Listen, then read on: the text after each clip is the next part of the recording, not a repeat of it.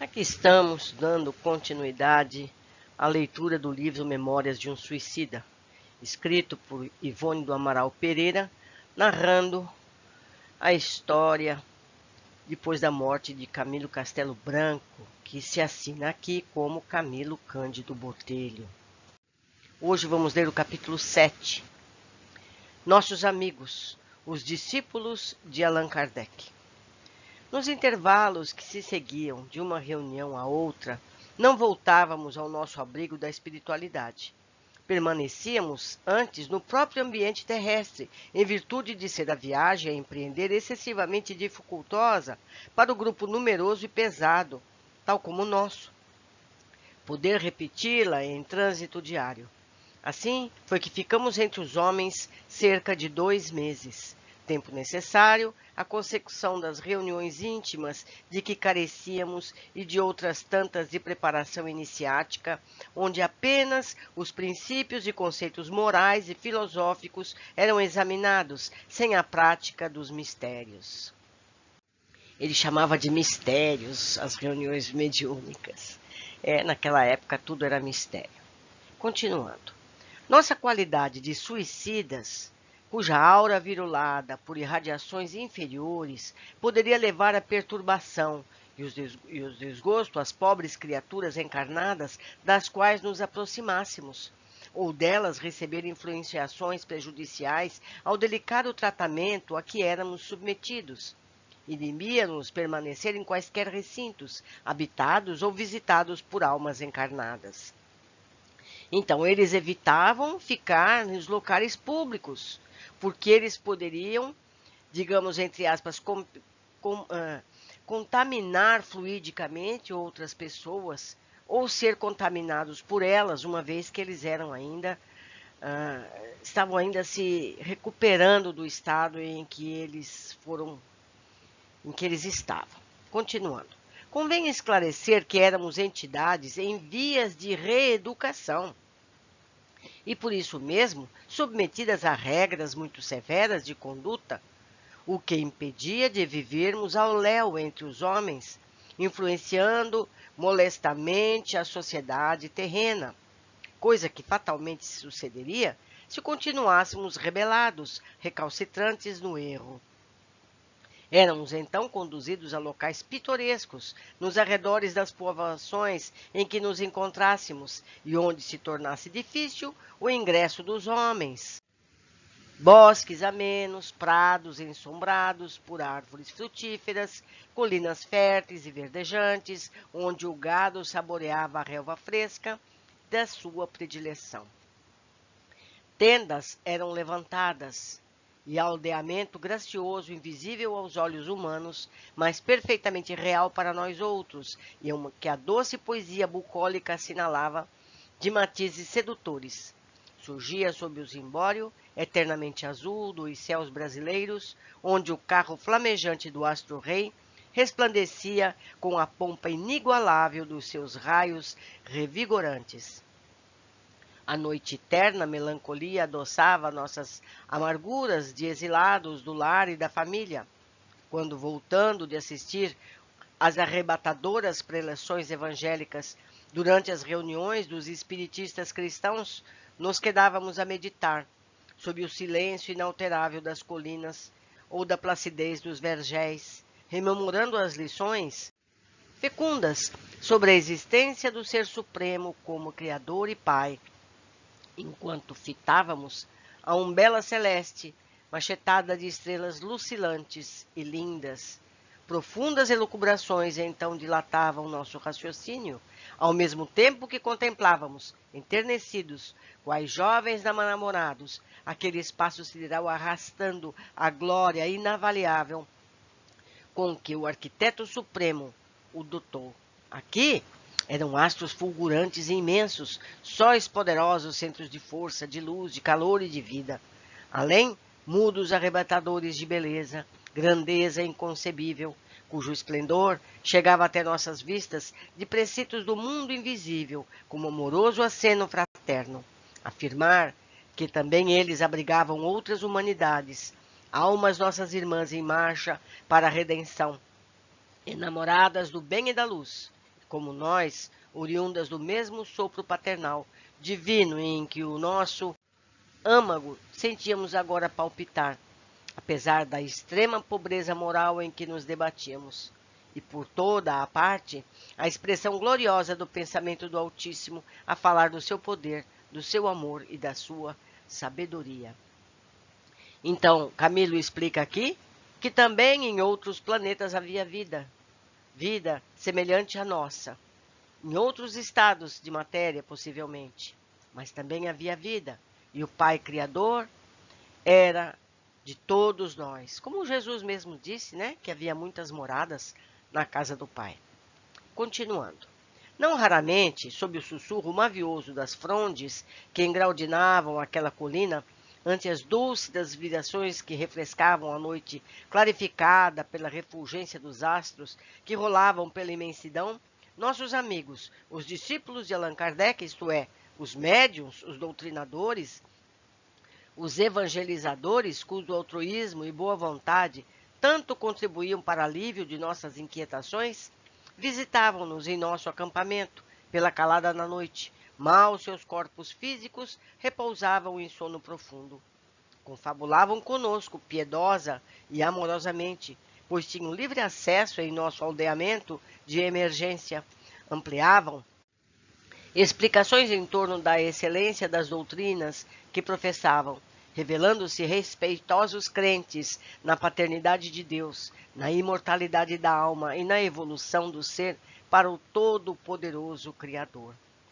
Grandes entusiastas da fé, concitavam-nos ao amor a Deus, a esperança na sua paternal bondade e a confiança no porvir por ele reservado ao gênero humano, a coragem para vencer como bases inalienáveis da serenidade e do grande esforço pelo progresso. Afiançavam ser todos eles atestados, insofismáveis, patéticos da excelência dos ensinos filosóficos ministrados pela doutrina de que eram filiados. Doutrina cujas bases, assentadas na moral grandiosa do divino modelo e na ciência do invisível, transformara-os em rijas fortalezas da fé, capazes de resistirem a toda e qualquer adversidade, com ânimo sereno, mente equilibrada e sorriso nos lábios, estampando o céu que traziam em si mesmos, graças aos conhecimentos superiores que tinham da vida e dos destinos humanos. E expunham, então, cheios de eloquência, os ardores da adversidade com que muitos deles lutavam, e ouvindo-os, abismávamos, e nossa admiração crescia, tornando-os maiores no conceito que deles fazíamos.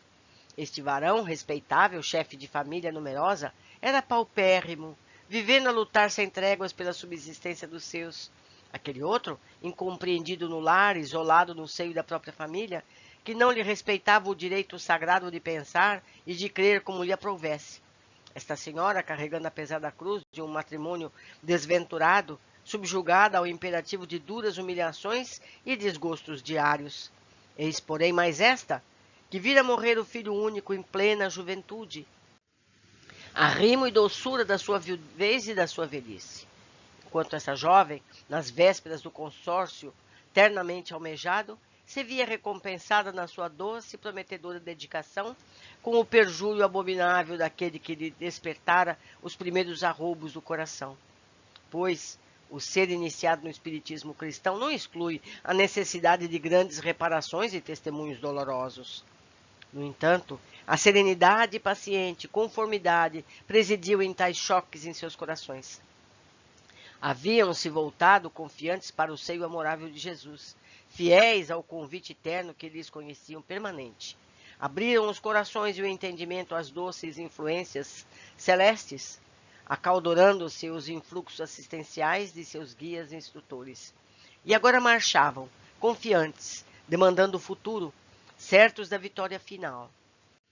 Não tiveram pejo, antes foi com visível bom humor, que narraram que dentre eles havia os que iam para o cumprimento do dever em suas reuniões sem ter feito a refeição da tarde, por escassez de recursos, mas que nem por isso se sentiam desgraçados, pois esperavam que o Pai Supremo, que veste os lírios dos campos e provê as necessidades dos pássaros que voam lá pelo ar, também teria com eles remediar a situação, tão depressa quanto possível. E fortes se sentiam para, por si mesmos, escudados na fé e no bom ânimo dela consequente, reagirem contra a penúria do momento a vencerem. Isso está em Mateus 6, 19 a 21 e 25 a 34. Desse convívio, por assim dizer, diário, resultou que grandes afeições e simpatias indestrutíveis se estabelecessem de parte a parte, mormente entre nós, desencarnados, que nos sentimos sinceramente agradecidos pelo interesse que nos dispensavam e as inestimáveis mercês que lhes devíamos. Temos aqui uma observação, vamos ver. Com efeito, no decurso de nossas atividades mediúnicas, tivemos ensejo de fazer sólidas relações de amizade com habitantes do plano invisível. Em determinada fase de nossa experiência, quando testemunhos dolorosos e decisivos nos foram impostos pela lei das causas, pequena falange de antigos sofredores e que havíamos auxiliados antes, inclusive alguns suicidas e 2 ex-obsessores que se tornaram nossos amigos durante trabalhos práticos para a cura de obsediados, tornaram-se visíveis em certa visita que nos fizeram, oferecendo préstimos para nos suavizarem a situação.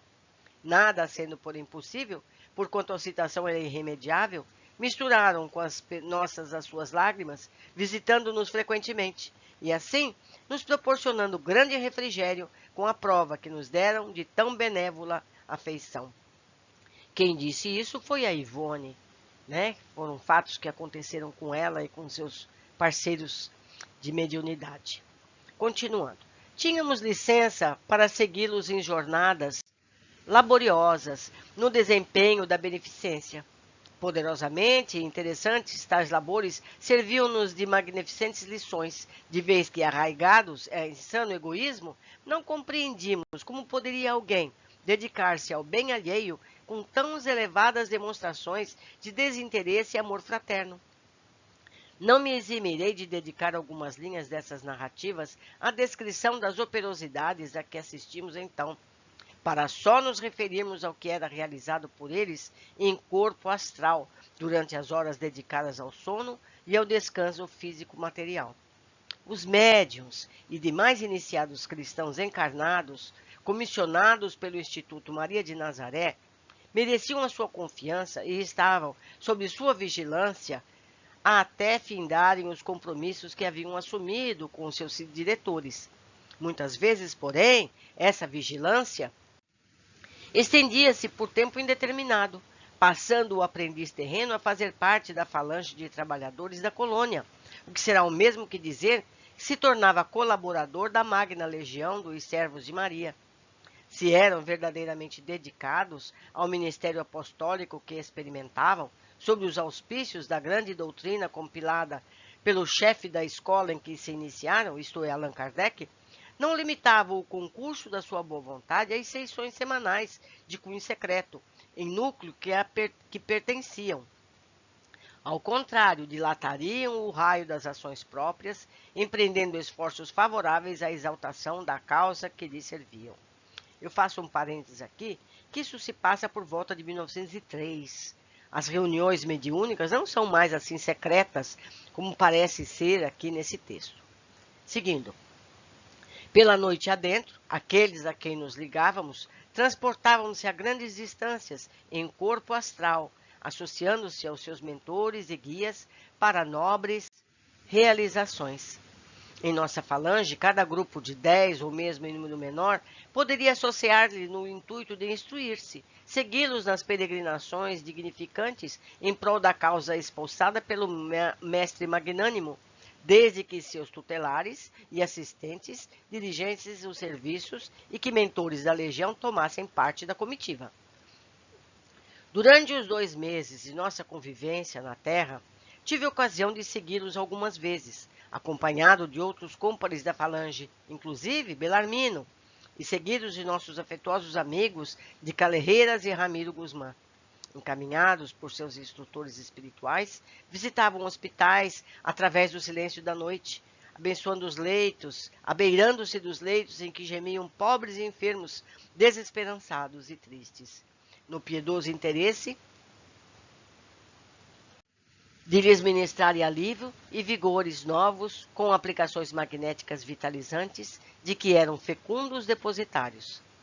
Falavam-lhes amigavelmente, valendo-se da sonolência em que os viam mergulhados, reanimavam-nos, transfundindo-os alvores da fé e da esperança que iluminavam seus espíritos de crentes fiéis, sugerindo-lhes coragem, vontade de vencer através de conselhos e alvitres, cuja inspiração recebiam de seus bondosos acompanhantes.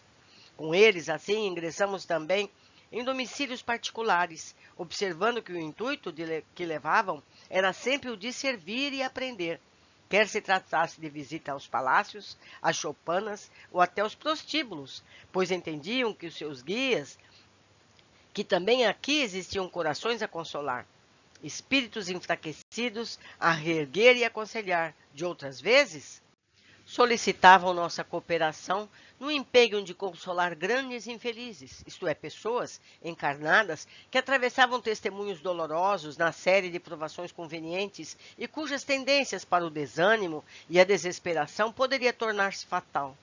Levavam-nos, então, para a sede da agremiação a que pertenciam, e ali, enquanto seus fardos materiais continuavam em profundo sono, assim como os daqueles por quem se interessavam, reanimavam os pobres sofredores, expondo os conceitos vivos e prudentes, ministrando-lhes os grandiosos ensinamentos evangélicos que enriqueciam suas próprias almas, e deles faziam grandes e animosos batalhadores diários, incapazes de se julgarem vencidos, desanimados, desesperados.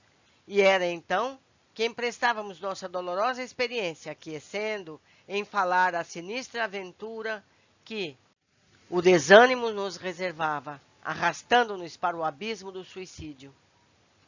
Belarmino encontrava ensejos então para expandir seu verbo arrebatador, de orador fecundo e brilhante, e por mais de uma vez pôde ele arrebatar de uma queda certa infelizes que já se inclinavam para a enoitada região da qual províamos.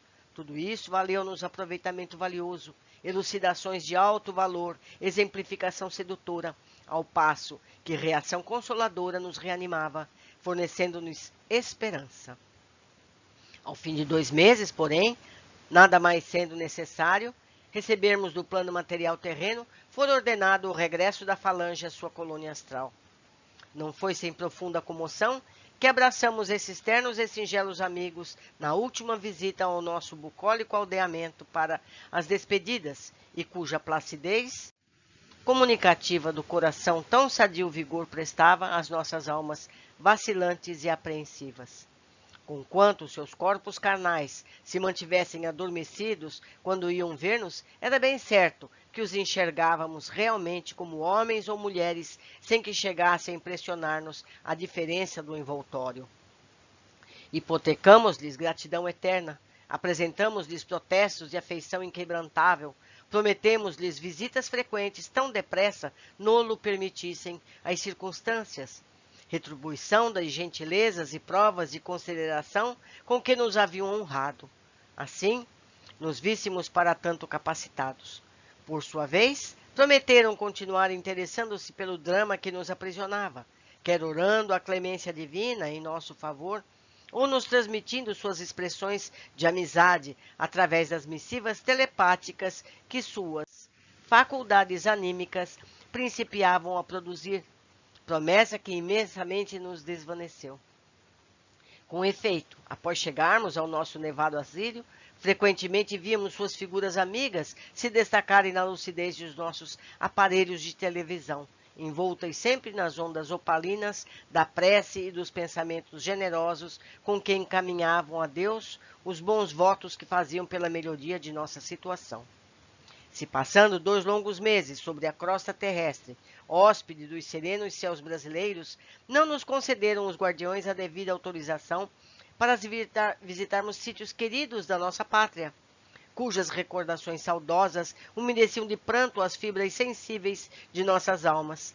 Deram-nos, no entanto, a conhecer, estes amigos prestativos e gentis, dóceis e humildes, os discípulos do nobre mestre da iniciação, Allan Kardec, a cuja memória, desde então, passamos a render respeitoso preito de admiração. E pensávamos enternecidos e sinceramente encantados. Uma doutrina como essa, capaz de lapidar corações, abrilhantando-nos as cândidas manifestações de bondade, como víamos irradiando em torno dos nossos novos amigos, não pode estar distante das verdades celestes. Passaram-se 2 anos, longos e trabalhosos, durante os quais muito choramos sob o peso de frequentes remorsos, analisando diariamente o erro cometido contra nós mesmos, contra a natureza e as sábias leis do sempre eterno. Voltando-nos à situação, amara deixamos pelo suicídio, voltamos algumas vezes a assistir outras reuniões nos gabinetes terrestres de experimentações psíquicas, visitando nossos amigos e lhes falando por via mediúnica. Por esse tempo, relacionara-me com um amável aparelho mediúnico, isto é, um médium dotado de peregrinadas faculdades, o qual me visitava, e aos demais, frequentemente, quer através dos pensamentos e irradiações benévolas que dirigia a nosso favor ou no fervor da oração. Era compatriota meu, o que me atraiu a sensibilizou poderosamente. Forçoso será confessar. Prescrutador, corajoso, impávido, mesmo imprudente, entusiasta e sofrido por também era das ciências invisíveis, para as quais se inclinava com férvido encantamento. Ia ao extremo de rondar, qual romântico enamorado, as muralhas de nossa colônia.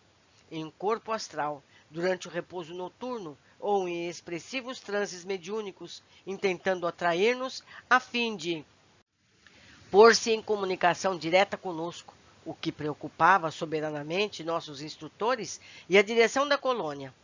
Não lhe permitiram a entrada por assaz perigoso para ele, contato tão direto com o ambiente privativo de réprobos, mas ofereciam guarda e assistência para o retorno, levando em conta a sinceridade das intenções em que escudava, uma vez que atravessaria locais precipitosos da espiritualidade. Tão amável quanto intrépido amigo, possuía, é certo, conselheiros e guias assistência particular, como médium que era.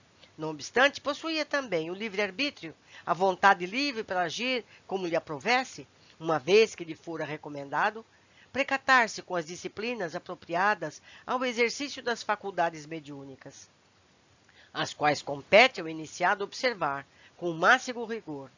Ele, porém, arrojava-se imprudentemente pelo invisível adentro, atrevendo-se por sombrias plagas, sem esperar convites ou oportunidades oferecidas por seus maiorais, escudando-se na ardente fé de que lhe inspirava o desejo do bem. Ora, por uma das vezes que visitamos nossos amigos brasileiros, proporcionaram-nos os dedicados mentores uma entrevista amistosa com o amoroso compatriota. Inesperadamente, visitamo-lo. Fomos vistos facilmente por ele, que se rejubilou sinceramente, enquanto me davam ordens de algo dizer-lhe por via mediúnica, como recompensa à sua grande dedicação. Este comovido, indeciso, perturbado, escrevendo para meus antigos amigos de Lisboa e do Porto, pois que tantos anos de ausência não visitáramos, no entanto, senão o médium, retornando aos postos de concentração da falange imediatamente. A despeito, porém, de tudo isso, as disciplinas dos primeiros dias prosseguiam sem alterações. Continuávamos hospitalizados, submetidos a tratamentos meticuloso e exercícios complexos para a corrigenda dos vícios mentais, assim como a instruções e prática nos serviços de reeducação.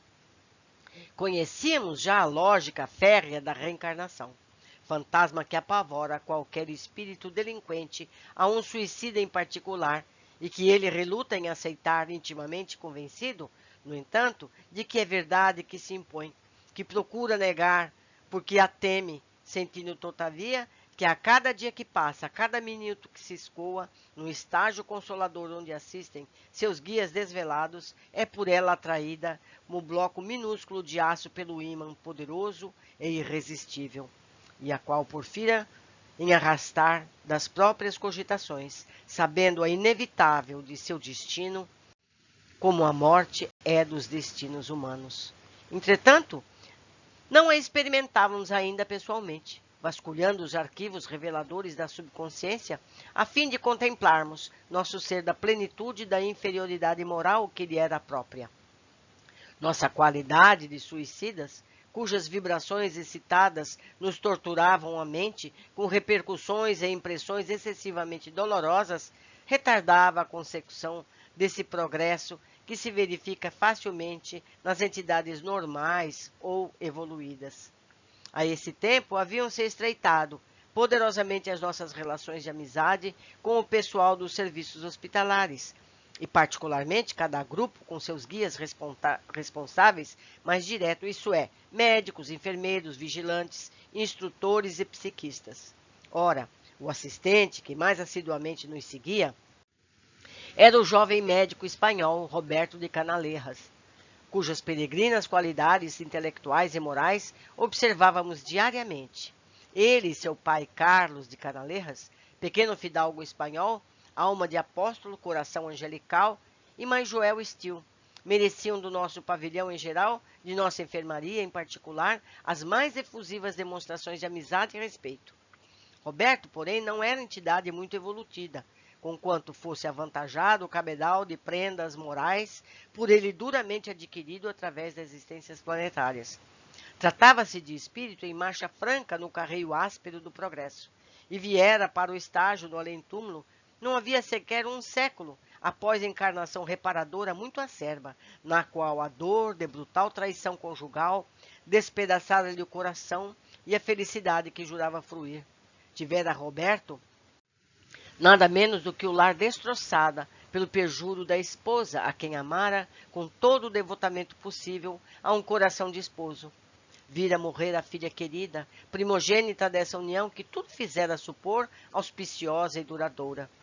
Aos 7 anos de idade, vítima da nostalgia originada pela ausência materna, agravada com a tuberculose herdada dele próprio, seu pai, que por sua vez a adquirira durante as negadas pesquisas em enfermos portadoras do terrível mal, pois como médico dedicara-se a humanitários estudos em torno do até então insolúvel problema.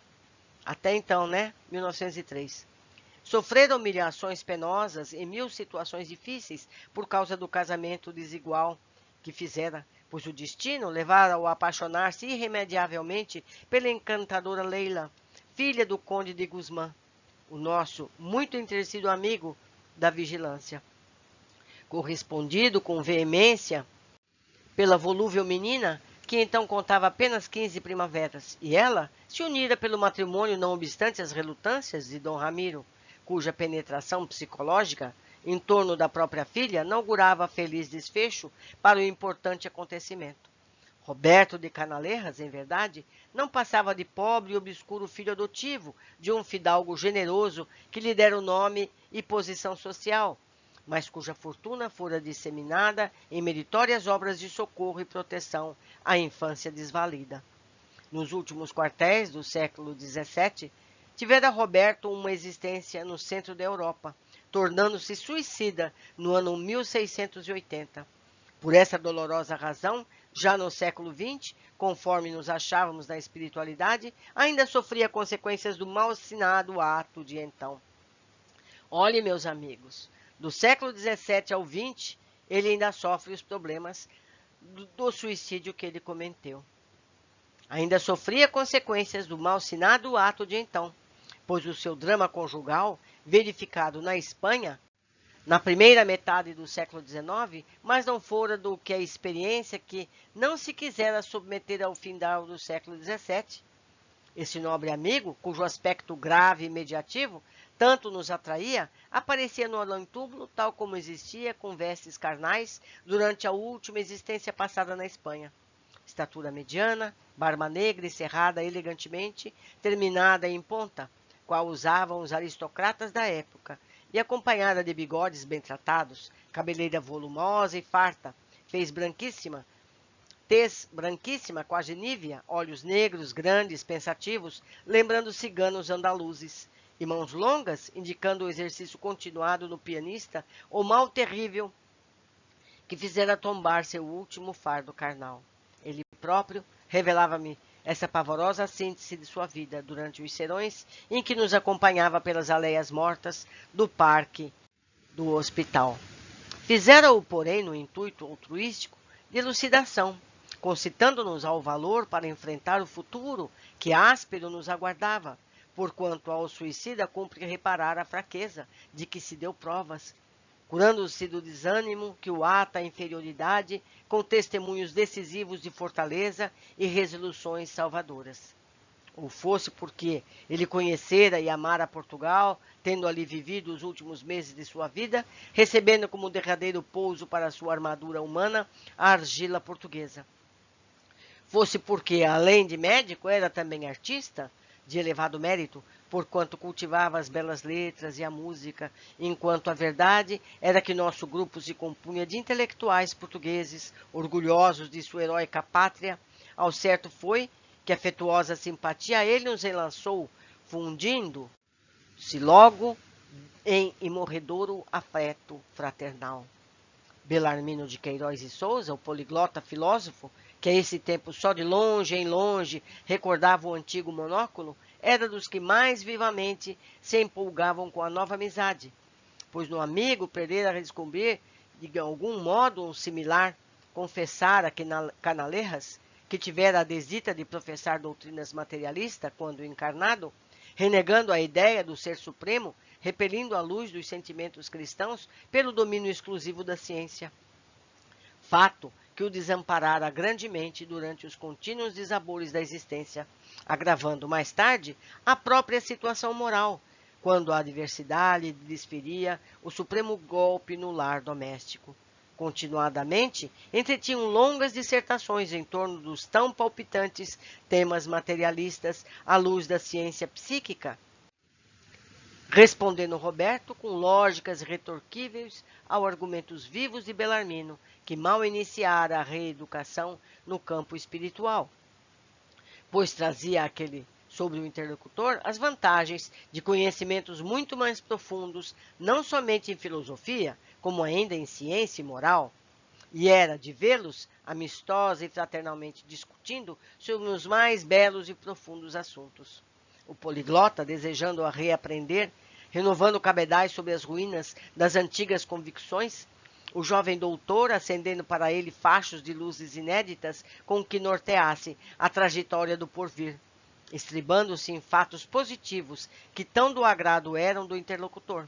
Muitas vezes, nós outros, os ouvintes, sorríamos à socapa, por observarmos a nulidade do pobre Belarmino, que se considerara iluminado na terra em presença de um simples assistente hospitalar, de uma colônia de suicidas, humilde trabalhador, que nem mesmo méritos sensíveis possuía na espiritualidade. Um dia, em que demoraram um pouco mais a visita aos nossos apartamentos, avisando-nos de que fora informado que receberíamos alta dentro de poucos dias, falei-lhe eu, não sem certo constrangimento diante da indiscrição de que usava. Meu caro senhor doutor, os pequeninos relatos de vossa vida, que tivesses a magnanimidade de confiar-me, calaram fundamente o âmago do meu ser, comovendo-me profundamente, fazendo-me refletir. Fui romancista na terra, e escrevendo procurei estampar em minhas humildes produções determinado caráter moral. Deixei na terra obra vultosa, se não em qualidade, pois hoje reconheço que bem pequenos foram os meus cabedais intelectuais, pelo menos em quantidade. Confesso, porém, que raramente inventava os meus romances. Eles foram antes filhos do conúbio da observação, com os retoques sentimentais de que várias vezes usei para enfeitar a dureza da realidade. E assim, mais rapidamente, cativar editores e leitores, dos quais dependia a minha bolsa, quase sempre vazia, o que não deve ser qualidade muito recomendável para um escritor terreno. Quem sabe, senhor doutor, Vossa Lhaneza forneceria ainda alguns informes acerca do próprio drama pessoal, que tanto me impressionou, para que algum dia possa eu voltar a visitar a Terra e, através de um aparelho mediúnico, narrar aos homens algo interessante intercalado com as luminosas doutrinas que começo a aprender? Quem sabe poderia eu transmitir Aos antigos leitores de minhas obras terrenas, as radiosas novidades que aqui defrontei, romanceando-as com aspectos reais da vida íntima, tão humana, tão instrutiva de espíritos, que aqui eu reconheço que foram homens e também sofreram, e também amaram, também lutaram e morreram, como toda a humanidade. E por isso, porque tenho ouvido asseverar os nossos mestres locais, ser muito meritório para um espírito desejoso de progredir, o romper as barreiras do túmulo, a fim de relatar aos homens as impressões colhidas na espiritualidade, a moral que todos os recém-vindos da terra aqui surpreende? Quedou-se ele pensativo, enquanto rude melancolia lhe assombrava o semblante, que eu me habituara a ver sereno e que me trouxe arrependimento do que havia proferido. Passado alguns instantes, porém, respondeu, como ressuscitando do passado por mim timidamente lembrado. Sim, é meritório para um espírito esse labor justamente por se tratar de um dos mais difíceis gêneros que é dado a algum de nós realizar.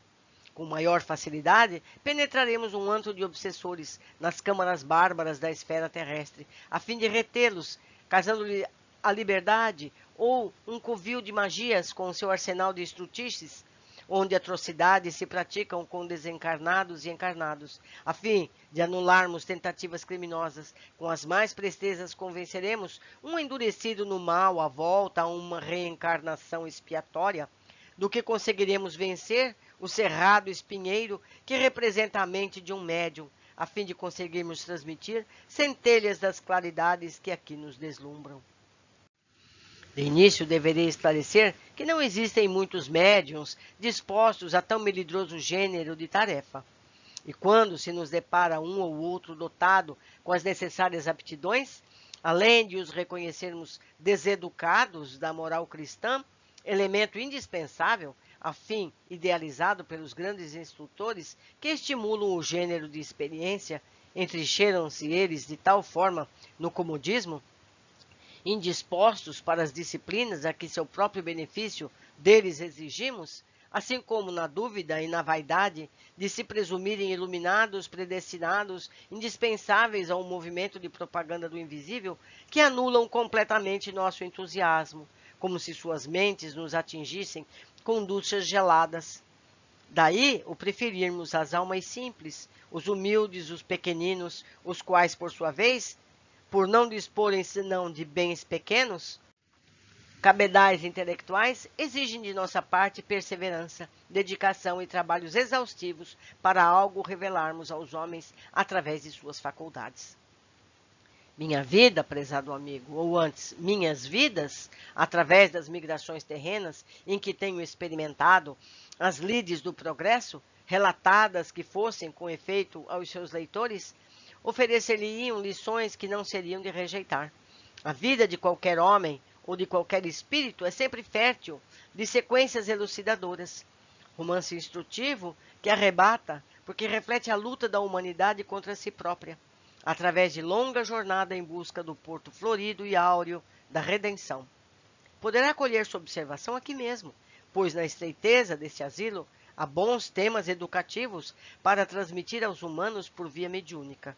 Mas estou capacitado a adverti-lo de que as mais decepcionantes dificuldades avolumar-se-ão, enfrentando os seus louváveis desejos, ainda porque todos os entraves surgem diante de um suicida, pois colocou-se ele em situação anormal, que afetou até a mais insignificante fibra da sua organização psíquica, assim como o seu destino. No entanto, as suas nobres intenções, sua perseverança, o amor ao trabalho, o anseio pelo bem e o belo poderão operar milagres, e estou certo de que seus futuros mestres e guias educadores orientá-lo-ão a respeito.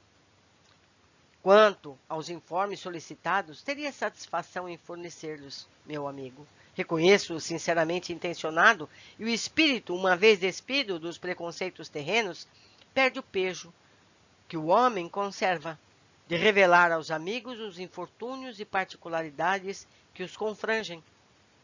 Infelizmente, porém, não sinto em mim o desprendimento necessário para reviver o drama terrível que ainda me conturba. Medir o passado, cujas cinzas ainda se encontram palpitantes, aquecidas pelo fogo interior de um amor inesquecível, que amortalha de saudades e pesares insopitáveis todos os meus passos na espiritualidade. Extrair das sombras da subconsciência a imagem idolatrada da perjura a quem não pude jamais desprezar, tentando conceder-me o consolo supremo do esquecimento, vê-la ressurgir dos resfolhos de minhas lembranças, tal como existiu ainda ontem, formosa e sedutora, enlaçada ao meu destino pelo matrimônio, reviver as horas felizes do convívio conjugal, quando as imaginava imorredoras, sem perceber que eram enganosas, fictícias, tão só originadas em minha sinceridade, da fé que me inspirava, da minha grande boa vontade, será padecer pela segunda vez a insuportável aflição de reconhecê-la adúltera, quando todo o meu ser anseia pela ver redimida da infâmia que a arrojou ao bárbaro repugnante da mais torpe situação que a um espírito feminino poderá macular, o adultério. Não posso, Camilo, não posso. Amo Leila e sinto que tal sentimento desdobrar-se-á comigo através dos erros, porque me há acompanhado ele pelo destino em forma desde muitos séculos, desde quando a voz maviosa de Paulo de Tarso ecoava, vitoriosa e pura, anunciando a boa nova sobre as frondes pujantes das florestas da velha Ibéria. E não descansarei enquanto não a tiver novamente ao meu lado, esculpada e a fronda dirigida a mim, a si mesma, a lei de Deus, a nossos filhos e a qualidade de esposa e mãe, pelas reparações cruciantes que se submeteu levada pelos remorsos. Quer dizer, Leila era parceira dele desde as épocas de Jesus. Que coisa incrível, não é verdade? Seguindo. Fez uma pausa, durante a qual deixou transparecer nos olhos a imensa ternura que vivia em seu coração, e continuou, em tonalidades humildes que me levaram a duplamente admirar o adamantino caráter que havia 3 anos eu observava diariamente. Pudesse eu, Camilo, e evitaria as dores da expiação da minha pobre Leila, chamando-a para meu convívio carinhoso e apagando de nosso entendimento, como outrora o tentei, as nódoas do delito com o ósculo do perdão de que a muito voluntária e de boa vontade lhe concedi. Contudo, ela mesma nada quer aceitar de mim antes de ressarcir o próprio débito ao embate das tormentas de uma reencarnação amortalhada de lágrimas, de rijos sofrimentos, a fim de poder considerar-se digna do meu amor, do meu perdão de Deus. Sua consciência, entenebrecida pelo erro, foi austero juiz que a julgou e condenou, pois com a alma chagada pelas dentadas do remorso, apavora-se tanto com o próprio passado e tanto o execra que nada será capaz de mitigar as ardências que a torturam, senão a dor irremediável do sacrifício na expiação terrena. Bem quisera eu aproximar-me dela, refrigerar minhas saudades, falando-lhe pessoalmente em vigília ou durante o sono, consolando-a, incitando-a à luta pela vitória com seus protestos de perene amizade. No entanto, não posso nem mesmo aproximar-me, porque se me percebe, apavora-se e procura fugir, envergonhada, com a mácula de que se acusa a consciência. Quanto a mim, poderei vê-la ou acompanhá-la em qualquer momento que o deseje, porém cautelosamente a fim de não dar a perceber para evitar desorientá-la. Convenço-me cada vez mais, senhor doutor, de quanto os meus leitores estimariam tornar-se eu para narrar-lhes os comoventes episódios que persigo nas entrelinhas de vossas exposições. Pedirei ao pai de Leila que posteriormente leve ao conhecimento do meu caro escritor lusitano o drama que tanto o atrai. Quem sabe, o trabalho é consagrado como elemento primordial do progresso e a intenção nobre e generosa que inspire o trabalhador sincero poderá sempre obter o beneplácito divino das suas realizações. Dom Ramiro de Guzmán encontra-se à altura de fazê-lo. Trata-se de um espírito forte, experimentado nas lutas do infortúnio e que sabe dominar as emoções, possuindo um grau adiantado de disciplina mental.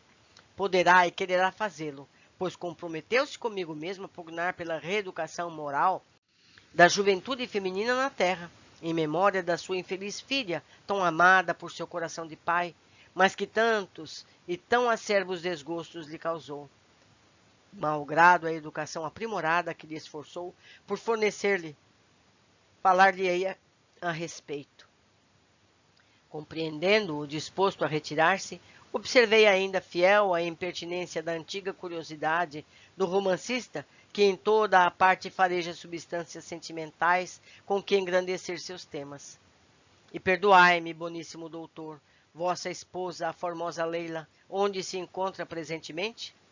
Levantou-se calmo, firmou o pensamento gravemente, como exercitando mensagens telepáticas a seus maiorais, e em seguida aproximou-se do esplêndido receptor de imagens, sintonizou-o cuidadosamente para a crosta terrestre e esperou, murmurando, como se para si mesmo: deve estar entardecendo no hemisfério sul ocidental. Não haverá indiscrição em procurar vê-la neste momento. Com efeito, a pouco e pouco, a configuração de uma criança destacava-se na penumbra de um aposento de família paupérrima. Tudo indicava tratar-se de um lar brasileiro dos mais modestos, conquanto não miserável.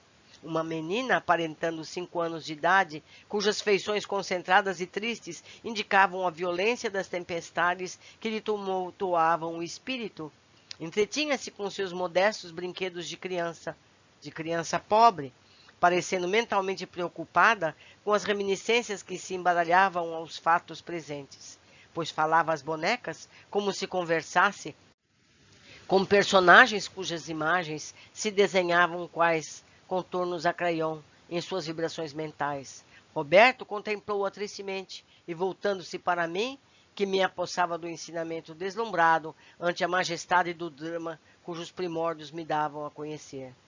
Aí está, reencarnada na terra de Santa Cruz, onde palmilhará seu doloroso calvário de expiações. Vive agora, fora dos ambientes que tanto amava, desamparada pela ausência daqueles que tão devotadamente a estremeciam, mas cujos corações espezinhou com mais cruel ingratidão. Leila desapareceu para sempre da voragem do pretérito. Seu nome agora é outro, chama-se Maria, o nome venerável de nossa augusta guardiã. Para o mundo terrestre, será linda e graciosa criança, inocente e cândida, como os anjos do céu. Perante a consciência dela própria, porém, e o julgamento da lei sacrossanta que infringiu, é grande infratora que cumprirá a merecida pena. É adúltera, a perjura, infiel, blasfema e suicida, pois Leila foi também suicida, que renegou pais, esposos, filhos, a família, a honra, o dever, pelas funestas atrações das paixões inferiores. 2 lágrimas oscilaram no veludo de suas belas pestanas de andaluz, enquanto continuou comovidamente: oh, Camilo, glória a Deus, ossanas a sua paternal bondade, que encobre dos homens encarnados o cortejo sinistro dos seus erros pretéritos. Que seria da sociedade humana se cada criatura fosse facultada a recordação de suas passadas existências? Se todos os homens conhecessem o pretérito espiritual uns dos outros? De repente, brado indefinível, misto de pavor, de emoção ou vergonha, que tocaria as raias da loucura, abalou o silêncio do humilde lar brasileiro, repercutindo a placidez da nossa enfermaria no além-túmulo. A menina acabara de pressentir Roberto. Vira-o como refletido nas ondas telepáticas, pois os remorsos segredavam à sua consciência que ele, a grande vítima dos seus desatinos, e em prantos procurava refúgio nos braços maternos, sem que ninguém compreendesse a razão da súbita crise. Deteve-se o assistente de Teócrito, isolando apressadamente o impressionante aparelho. É assim sempre, exclamou tristemente. Não tenho coragem para enfrentar-me. No entanto, pensa em mim e deseja voltar ao meu convívio. Despediu-se, retirou-se meditativo. Nunca mais tornei a falar no assunto. Todavia, nessa mesma tarde, iniciei os apontamentos para a preparação dessas humildes páginas. Quem sabia lá o que a misericórdia do Altíssimo reservaria para conceder-me? Talvez não me fosse de todo impossível escrever como outrora. Não possuía eu agora alguns amigos terrenos capazes de me ouvirem e compreenderem? Sim, eu melhorara muitíssimo, graças ao eficiente tratamento usado no Hospital Maria de Nazaré, afirmava-o a esperança radiosa que fortalecia o meu espírito. Meus amigos, aprendemos muito nesse capítulo, muito mesmo. Esses últimos parágrafos nos mostraram como é importante o esquecimento. E a gente entender as crises infantis, que a gente não tem nem ideia das razões, não é verdade? Vale sempre lembrar que não existem na Terra as pessoas que não têm alguma culpa. Não existem inocentes. Todos temos um passado a ressarcir, não é mesmo? E vamos fazer isso com coragem. Deixo aqui meu contato para que vocês possam trocar comigo as impressões sobre o que nós estamos estudando. Um grande abraço e até o nosso próximo capítulo.